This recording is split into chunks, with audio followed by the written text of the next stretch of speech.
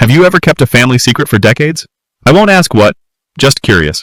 I stood in the procession line, wearing that awkward maroon gown they made us all rent, fabric stiff like paper, sleeves slightly too short, the collar digging into my neck every time I turned.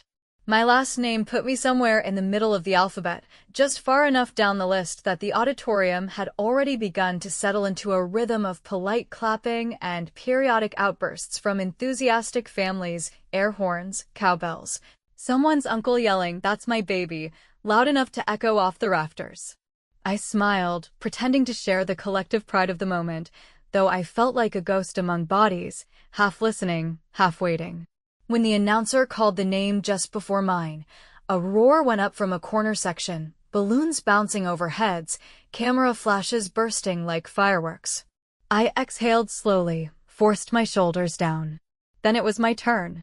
Melissa Catherine Green. The words echoed, even and official. I took a step forward, then another, toward the center of the stage where our dean was smiling like he knew each one of us personally, which he didn't, and I heard something strange in that moment. Nothing. No shout, no clap louder than the others, no proud, off-key screech of my name from the audience. Just a dull, even wall of sound. Strangers clapping out of politeness, not pride. It hit me harder than I thought it would. I mean, I had known they weren't coming. My parents had texted the day before, said something came up, said the resort dates were locked in, non-refundable, that it would be a family reset after a tough year, whatever that meant. I hadn't even gotten a phone call. Just that short message from Mom's phone, signed off with a thumbs-up emoji, like we were discussing a grocery list. They had taken Emily, of course they had. My little sister, the center of gravity in our family's orbit. She'd just finished her first year at community college, hadn't passed math, but still somehow got a spa trip with champagne and matching monogram towels. I hadn't even asked them to come to graduation. I just assumed they would. Like any normal parents would. But there I was, walking the stage with my name echoing and my hands awkwardly gripping a fake diploma, while my family was 3 hours south, sitting in a steaming hot tub with margaritas and posting photos captioned "Quality time with our favorite girl." They didn't even try to hide it. What made it worse? I saw it while still in the damn ceremony. As I stepped off the stage and made my way down the ramp, someone in front of me pulled out their phone to check their screen, and I did the same, just a glance. I should have waited. I should have known better. But I didn't. And there it was, Emily's story, a boomerang of her blowing a kiss to the camera while my mom clinked glasses with her and my dad pretended to moonwalk in the shallow end of a luxury hotel pool. The caption read, "Nothing like some bubbles and family love." And just like that, the air left my lungs. I sat through the rest of the ceremony because what else was I going to do? Walk out and give them another excuse to call me overly emotional? I stayed, face blank, hands folded in my lap, and when the closing music played and the announcer said, "Congratulations, class of 2024, I stood, smiled, and looked directly into the camera broadcasting the ceremony for the live feed. I had no idea who was watching. Maybe nobody. Maybe a handful of bored relatives who couldn't make it in person. But I looked straight into that lens and let the bitterness drip out like honey. "This is for everyone who thought I wasn't enough," I said, voice low, eyes steady. Just 7 words. I didn't even blink. That moment didn't feel like anything at the time. It felt like survival. Like trying to carve out one shred of meaning from a day that had been gutted. But later, as I sat in the passenger seat of my roommate Sasha's car, still in my gown, sipping a melted milkshake and watching traffic crawl past us on the highway, she turned to me with her phone in hand and said, "Mel, you're going viral." I laughed. Laughed like it couldn't possibly be real. But it was. Someone from the AV club, or maybe a parent, had clipped the live stream and zoomed in on my face, capturing the exact moment I said those 7 words, lips tight, eyes glassy, voice clear and defiant. It had made its way onto TikTok, then Twitter, then Instagram Reels. And apparently, it hit a nerve. There were comments from people I'd never met, thousands of them. This gave me chills. "This is for all the invisible daughters." Girl, I felt that in my bones. And the hashtags, #InvisibleNoMore, Hashtag graduation alone. Hashtag they missed my moment. I didn't even know how to feel. Part vindicated, part exposed. I hadn't planned to make a statement. I hadn't been trying to spark a movement or call anybody out. I'd just been tired. Tired of being the afterthought, the background character in my own family. Tired of watching Emily get showered with affection for doing the bare minimum while I busted my ass for years, working 2 part-time jobs, tutoring in the evenings, turning down social plans just to keep a GPA that might earn me a sliver of attention. And what stung the most wasn't that they didn't come. It was that they never even asked if it mattered. I turned off my phone that night. Couldn't handle it. The attention, the comments, the praise. It all felt like a strange substitute for what I really wanted. Just one proud look from my mother, one tight hug from my father, one selfie with my sister where I wasn't the one holding the camera. When I finally turned it back on the next morning, I expected to see a message from Mom. Maybe an apology. Maybe some kind of explanation. But it wasn't from her. It was from Carol Davis, my mom's best friend since high school, the woman who used to make me weird birthday cakes shaped like books and once gave me the talk because my mom was too squeamish. Her message just said, "You okay, hun?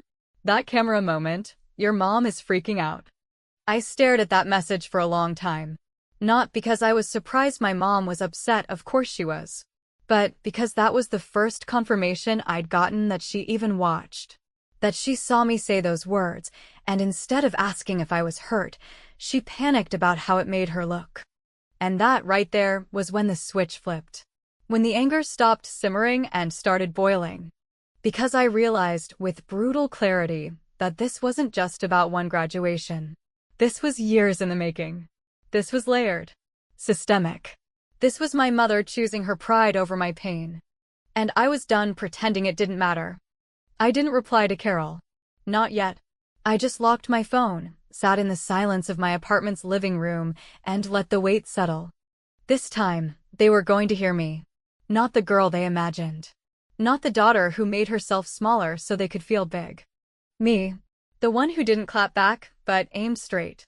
The morning after graduation, I woke up on Sasha's couch with my neck at an angle so unnatural that for a moment, I honestly thought something had cracked during the night, and as I sat up slowly, brushing off bits of tortilla chip from my rented gown, yes, I had fallen asleep in it, I realized my phone had been buzzing nonstop while I slept, and not just the occasional notification or spam email, but a steady, almost panicked vibration that made the screen warm to the touch, like it had spent the night trying to warn me of something I didn't yet understand.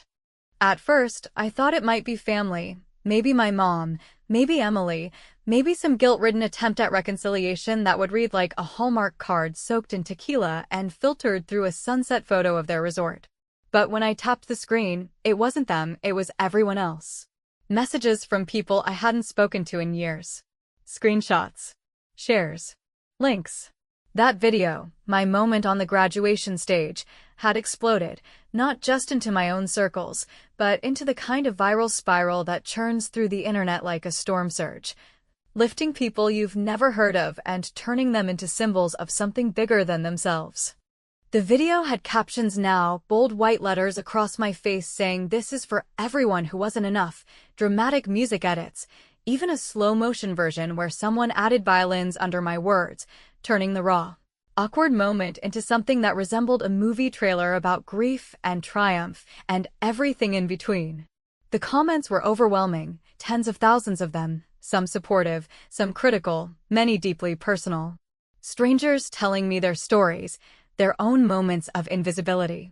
One woman wrote, "My parents missed my wedding because of a cruise.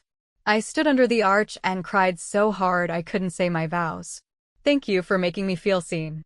Another simply said, "This hurt." In the best way. And still, not a single word from my family. I didn't expect applause or apologies, not really. But I did expect acknowledgement. I expected that maybe, just maybe, seeing their daughter, stoic and heartbroken on a public stage, would crack something in them. Would push past the usual defensive wall and reach whatever part of them used to hold me close at night when I was scared of thunder and needed someone to believe I mattered. Instead, silence. Until the message came, not from my mother, but from Emily. 10 seconds of silence, followed by a voice that sounded like it had been rehearsed too many times in front of a mirror. "You've ruined everything. I hope you're happy." No explanation. No context. Just that. Her voice sharp and cold and shaky all at once, like she wasn't sure if she was angry or devastated or maybe both. And as I replayed the voicemail in my head, trying to make sense of why she was the one feeling betrayed, I realized that my family didn't see me as someone who had been hurt, they saw me as someone who had embarrassed them. To them, my pain was less important than their image. I sat with that realization for a long time, staring at the window where sunlight poured in without asking permission, warming the floor and the coffee table and the gown that now lay crumpled like discarded evidence. Sasha brought me coffee in a mug shaped like a cat's head and said, "You know this wasn't your fault, right?" And I nodded, but I didn't answer, because somewhere deep down, part of me still wondered if maybe it was, if maybe, by speaking out, I had crossed a line that was better left blurry. I scrolled through the comments again, slower this time, letting the words sink in. She said what I never had the guts to. My dad missed my high school graduation for a fishing trip. Haven't spoken to him since. My sister always came first. I'm 39 and still waiting to be noticed. And the one that stayed with me, sometimes, being quiet feels like survival. But the silence turns into a prison. It wasn't just me. That was the part one hadn't expected, the chorus of voices rising behind mine, strangers who saw themselves in my eyes and my words, who'd carried their own stories of being second best, of being the easy one, the one who didn't cause trouble, and therefore the one who got ignored. Still, as validating as it was, it didn't fix anything. Because even now, even after all this, I kept waiting for my mother to say something. Not for the public, not for social media, not in a carefully worded post with a generic apology, but to me. Just me. A call. A message. A sign that she understood why I had said what I said. Why I had to. Instead, what I got was an email. Subject line, "Very upset." 3 words into the body, I knew exactly where it was going. It wasn't about how I felt. It wasn't about the years of quiet neglect or the way they had failed to show up, literally and figuratively. It was about how I had embarrassed the family, how people from church had seen the clip, how her coworkers had started whispering, how she and Dad were now being unfairly judged by people who didn't know the full story. And then, near the end, a sentence that felt like a nail driven into my chest. "We always tried our best. Maybe you're just too sensitive." I closed the laptop and sat there, letting the sting settle into my ribs. Sensitive. That word had followed me for years. It was the reason they dismissed my tears when Emily made fun of me. It was the excuse they used when I asked why they left me alone for weekends and birthdays, and somehow always forgot the exact dates of my biggest accomplishments. Sensitive was a weapon they wielded so they wouldn't have to take responsibility for what they refused to see. But this time, I wasn't going to swallow it.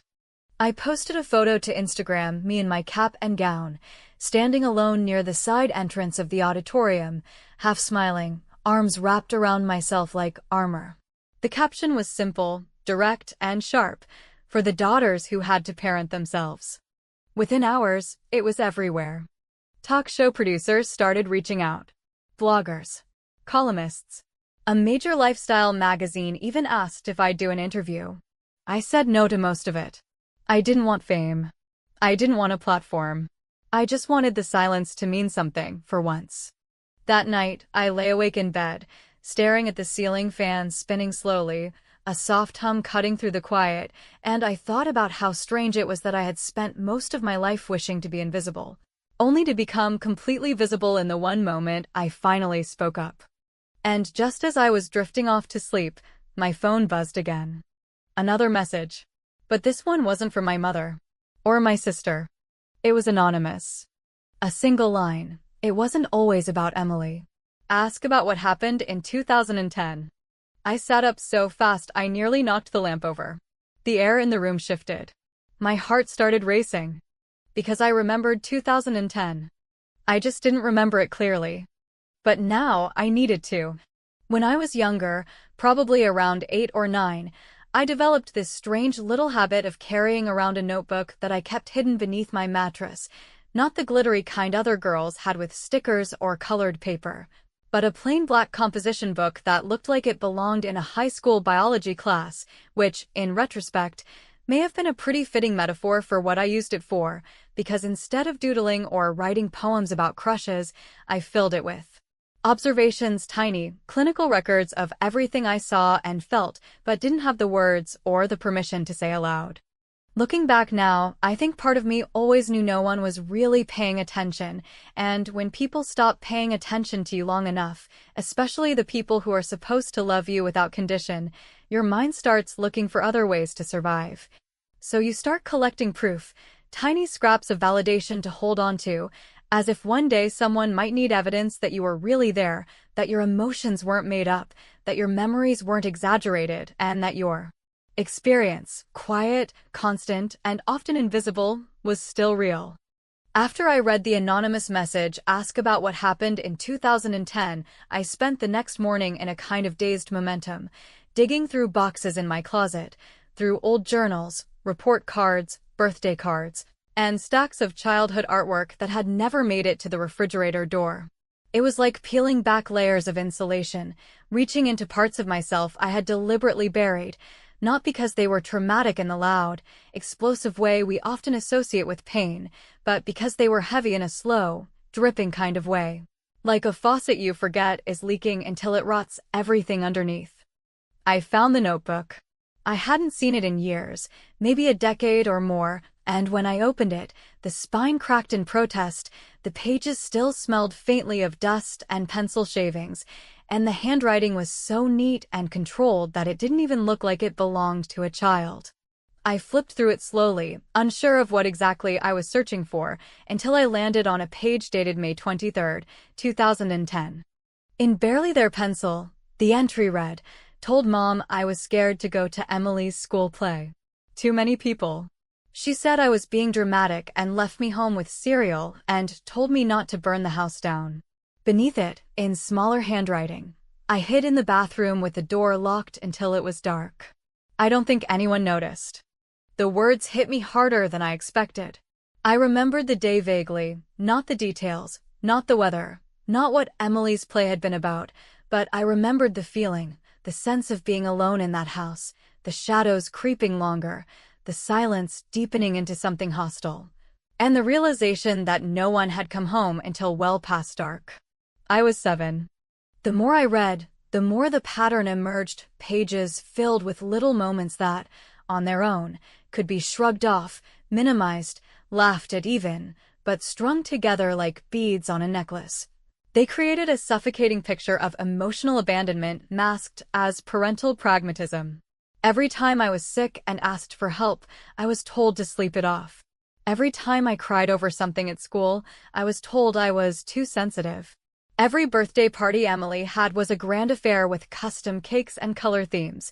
Mine were often rescheduled or combined with a family dinner if things were too busy. One page, in particular, stopped me cold.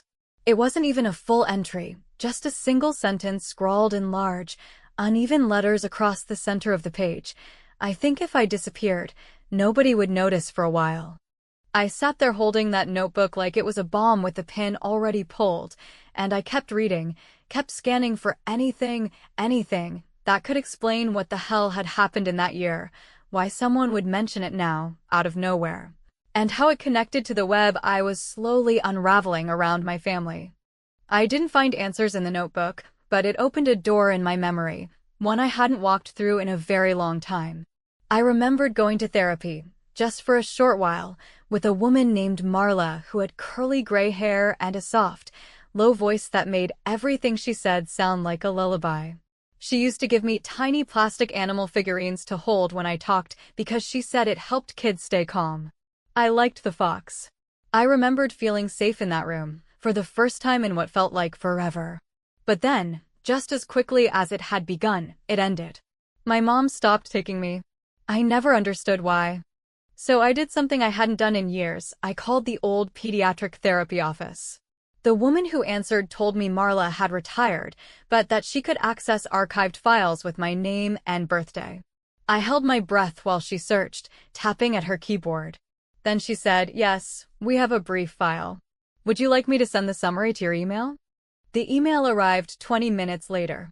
It was short, just 3 sessions. The summary from Marla included phrases like withdrawn behavior, difficulty articulating emotional needs, and possible signs of early anxiety exacerbated by environmental emotional neglect. The final note read, recommended continued observation and ongoing counseling. Parent declined further treatment citing scheduling conflicts and perceived lack of need. I stared at that sentence for what felt like hours. Parent declined further treatment. Just like that. The one adult who had noticed something was off, the one person who saw through my carefully folded good behavior, had tried to help, and my mother shut it down. I closed the email. And for the first time in days, I cried. Not the angry kind of crying that buzzes with adrenaline, but the quiet, exhausted kind that comes when you realize that what you've been hoping for, some explanation, some moment of accidental clarity or forgotten love, simply isn't there. My mother knew something was wrong, and she chose to ignore it.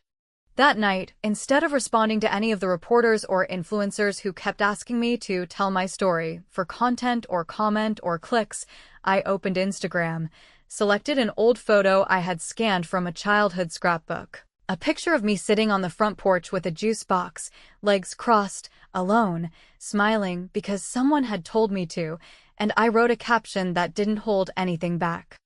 I wasn't low maintenance. I was surviving. The post was shared over 100,000 times in 24 hours.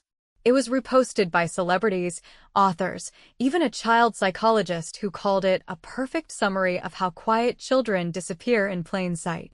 Still no word from my mom. Still silence from my dad. But late that evening, when the sun had sunk low and the air smelled like cut grass and the buzz of summer coming early, I got a message request from Emily. Just one sentence. Meet me. I stared at the screen, not knowing what to expect, not knowing whether to feel dread or hope, and realizing that I didn't even know who my sister really was anymore, only that, for the first time in a long time, she had finally said something that sounded like her own voice. When I arrived at the cafe Emily had chosen, one of those overly curated places with floor-to-ceiling windows, pale wood furniture, and succulents carefully placed on each table like little trophies of aesthetic control. I wasn't sure what I was walking into, whether I was about to face a long overdue reckoning or simply another attempt to minimize, reframe, or even rewrite the very narrative I had just begun to unearth, but either way I knew I had to go through with it. Because after everything that had unraveled over the last few days, and after all the years of silence we'd both learned to treat as normal, I finally understood that waiting for someone else to speak the truth for you was the surest way to never hear it at all. Emily was already there when I arrived, sitting with her back to the window, sunglasses perched on top of her head like she had just come from somewhere sunny, though her posture was anything but relaxed. She looked smaller than I remembered, not physically, not in any dramatic way, but emotionally diminished, like someone who had been holding up too much for too long and was finally starting to feel the weight pressing into her bones. Her eyes met mine, and for a moment, neither of us said anything. No smile. No forced greeting. Just that heavy, electric pause where the past and the present hover in the same breath, waiting to see who will speak first. "I didn't want to text," she said, finally, her voice low, controlled, but vibrating with something that felt suspiciously like fear. "I didn't want it to be archived." I sat down across from her, folded my hands around the glass of water the waitress had already set down, and nodded slowly, not out of agreement, but out of the reluctant understanding that whatever was about to be said was not going to be easy for either of us. There was no point in pretending otherwise. For a few seconds, we just sat there in silence.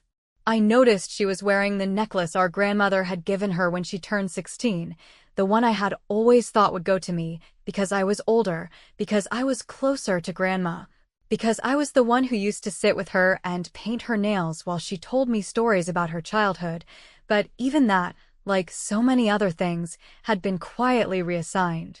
I had stopped being surprised by those moments, but that didn't mean they didn't still sting. I need to tell you something, Emily said, leaning in slightly, her voice dropping just low enough that I had to lean in, too, the cafe noise around us suddenly feeling like a fog trying to drown out what she was about to say. They told me you didn't want us at your graduation. The words didn't land immediately. It was like being hit with a wave before you've taken a breath. Your body doesn't even realize what's happened until it's already underwater. I blinked, processed, blinked again. What? I asked, not because I hadn't heard her, but because I couldn't believe it. She nodded, chewing at the inside of her cheek the way she always did when she was anxious, when the mask started to slip.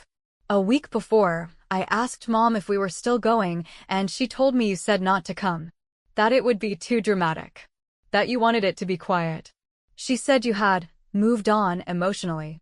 That it would be selfish of us to make it about ourselves.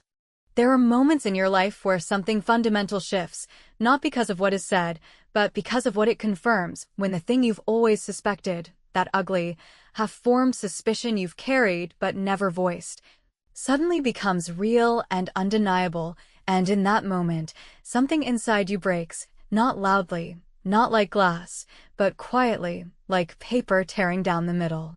They had lied. They hadn't forgotten my graduation. They hadn't passively ignored it. They had chosen not to go, and then, in the most cowardly way possible, they had turned that choice into my fault, told my sister I had rejected them, that I had pushed them away. They had turned me into the villain of my own story so they could avoid confronting what they'd done. That's not true, I said finally, my voice so calm it scared me. I never said that. I never would have said that. I know, Emily replied, and then she started crying, not the delicate kind with silent tears and a trembling lip, but the kind that hits in waves, sudden and brutal, and forces you to look down at your hands because you're too embarrassed to look at anything else. For the next 15 minutes, she unraveled. She told me how it wasn't just this one moment, how it had always been this way, how our parents had used her, manipulated her, put her in the center of everything not because she was special, but because she was convenient. Because she could play the part, because they didn't want to do the work of actually engaging with who either of us really were. She said she had spent her whole life trying to earn their attention, only to realize, far too late, that attention and love were not the same thing, and that in trying to be the perfect daughter, she had helped build the very system that had pushed me to the margins. They made me think I was the chosen one, she said, wiping at her cheeks with the sleeve of her cardigan. But I think I was just the distraction. I sat there, listening, stunned by the way she was finally seeing it, finally naming the dynamic we'd both been trapped in but never really acknowledged. And even though it didn't erase anything, didn't erase the years I had spent feeling like a ghost in my own home, didn't erase the birthdays missed, the games unattended, the quiet dismissals and forgotten milestones. It gave shape to something I hadn't been able to name before. It gave me proof. Not for the internet, not for the audience watching this drama unfold like a made-for-TV movie, but for myself. After we left the cafe, I didn't go home right away. I walked for a while, through streets that had once been familiar but now felt different, like they had shifted slightly on their axis, because everything inside me had. I thought about the way lies can shape a family, not through one big moment, but through years of subtle rewriting, of glances and omissions and quiet narratives whispered over kitchen sinks and dinner tables until they calcify into truth. When I finally got back to my apartment, I sat down at my desk, opened my laptop, and pulled up the folder labeled Personal. Inside it, I opened a new document and titled it simply 2010. I didn't know what I was going to write yet, but I knew I had to put it down, everything, all of it, because if I didn't, someone else would, and they'd get it wrong. And just as I was about to close the lid, I got a message from my father, the first in months. Just 5 words. We need to talk. Soon. I stared at it, heart pounding, not from fear, but from something sharper. Not rage. Not pain. Something colder. Resolve. Because I wasn't done yet. Not even close. The message from my father came just after midnight, at a time when most people had already surrendered to the quiet, when the hum of cars on distant roads fades into nothing and your own thoughts get louder, more insistent. refusing to be silenced by distractions or sleep.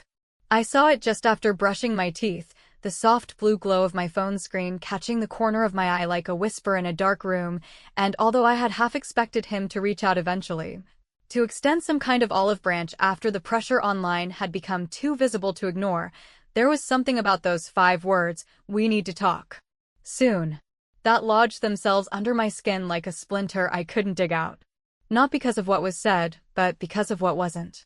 There was no acknowledgement of the pain, no recognition of the silence, no effort to mend, just a vague command cloaked in civility, like I was still the child expected to follow instructions without question, without resistance, without voice.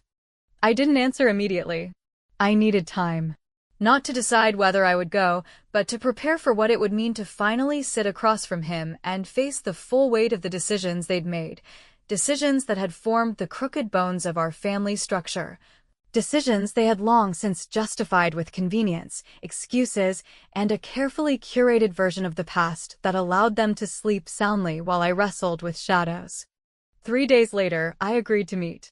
Not at their house, not on their terms, but at a neutral place, an old park on the edge of town where we used to go when I was little, back when things still felt soft around the edges, when I believed a picnic and a game of catch could fix anything.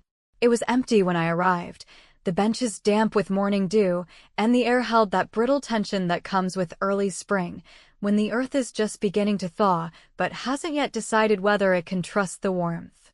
He was already sitting there, not checking his phone, not pacing, just sitting, hands folded in his lap like he was waiting for a job interview or Judgment Day. When I sat down beside him, I didn't speak. I let the silence stretch between us like a tightrope, and I watched to see who would step forward first. He cleared his throat, rubbed the bridge of his nose, and said, "I suppose you think we're the villains." I laughed, softly, bitterly, without mirth, and looked out toward the trees instead of at him. "No," I said, slowly, deliberately. "I think you're cowards." He didn't flinch. He didn't argue. And maybe that was the most honest thing he'd done in years. What followed wasn't a tidy apology or some grand revelation. There were no tears, no confessions, no sudden burst of awareness. What I got instead was a slow unraveling of justifications dressed up as regrets, statements like, "We thought we were doing what was best, and Emily needed more support, and you were always so strong." As if my silence had been evidence of resilience rather than neglect, as if being the child who didn't demand attention made me less deserving of it. He admitted they had told Emily not to attend my graduation. He admitted they had made that choice together, not out of malice, but out of convenience, out of fear that the day would turn into a confrontation, that I would say something public, that the version of the family they performed for others might fracture under the weight of truth. And in that moment, I understood something that had taken me far too long to see, that they had always loved their image of family more than the family itself. When he asked if I could ever forgive them, I didn't answer. I didn't owe him that clarity. Forgiveness, I've come to realize, isn't something you owe the people who hurt you. It's something you give yourself when you finally put down the weight they left you carrying. I left the park without hugging him, without saying goodbye, and when I got home, I sat at my desk and began to write, not to the internet, not to the strangers who had made me a symbol, not even to Emily, who was still trying to untangle herself from the web they'd wrapped her in. I wrote to my parents. A letter. Not one meant to mend, but to declare. To my family, this is not an apology. I didn't write it to be cruel. I wrote it because I was done asking for something they were never going to give. I wrote it because for the first time in my life, I wanted to tell my version without waiting for permission or fearing their reaction. I wrote it because silence, for too many years, had been my currency, and I was finally broke. In that letter, I told them the truth. That they had made me feel replaceable. That every time they chose convenience over presence, they taught me that love came with conditions. That I had spent years trying to earn a seat at a table where I was never really invited, only to realize I had been building my own table all along, and it had room only for people who saw me as I was, not as they needed me to be. I posted the letter on my blog, which had sat dormant for years, unread and forgotten. I didn't care if it went viral again. I didn't care if it was shared. This one wasn't about visibility. It was about voice. Mine. Days passed. Then weeks.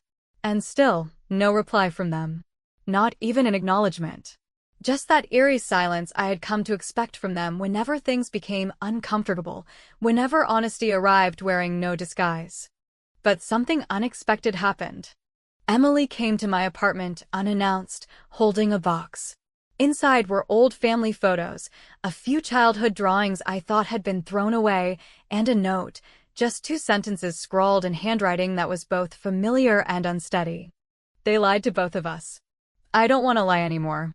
We sat on my floor and talked for hours, not about blame, not about the past we couldn't change, but about the future we could choose, about the possibility of building something new from the ruins, not because we owed it to anyone else, but because maybe, just maybe, we owed it to ourselves. The last thing I remember from that night is what she said as she was leaving, standing in the doorway with tears dried on her face and that same quiet fierceness I used to admire when we were kids. You were right, you know. Graduation doesn't end when you walk the stage. It starts the moment you stop waiting for someone else to show up for you. And, just like that, I knew this wasn't the end of the story. Not because there was more drama to come or more secrets to uncover, but because healing isn't a finish line, it's a choice, made over and over, in 1,000 small ways, often when no one else is watching. So if you're wondering whether I ever forgave them, the answer is, not really. But I forgave myself for thinking I ever had to. And sometimes, that's enough.